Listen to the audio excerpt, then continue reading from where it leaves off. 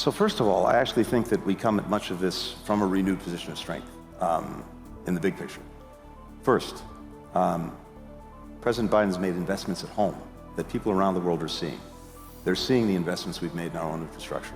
They're seeing the investments we've made in cutting-edge technology, in chips and science. They're seeing the investment we've made in climate technology and related energy technology that's going to power the economies of the future. So they know that we're actually serious about ourselves despite some of the dysfunction that may be seen on the front pages.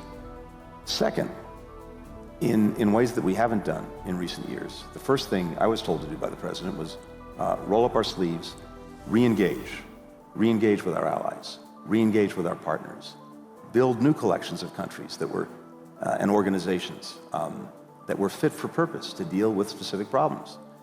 And I think we've done that in such a way that on some of the really big issues of the day, whether it's how to deal with China, how to deal with Russia, we have more convergence than we've had at any time in recent memory between us, key partners throughout Europe, throughout Asia, and even in other parts of the world about how to manage these problems. So that's a position of strength. Second, in areas like the Middle East, where we have this profound and in many ways gut-wrenching challenge right now, here's what I'm hearing. I'm hearing from virtually every country, they want the United States. They want us present, they want us at the table, they want us leading.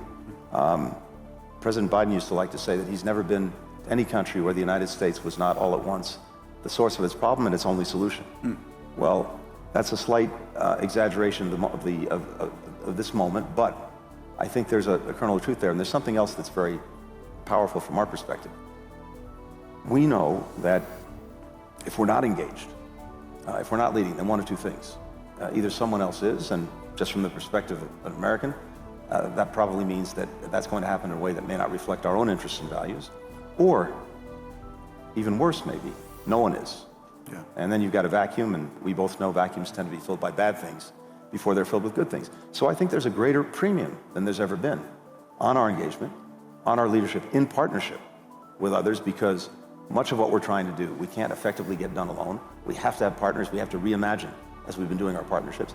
And that actually makes it a great time, even with the terrible human trauma that so many people are going through now, and that affects all of us.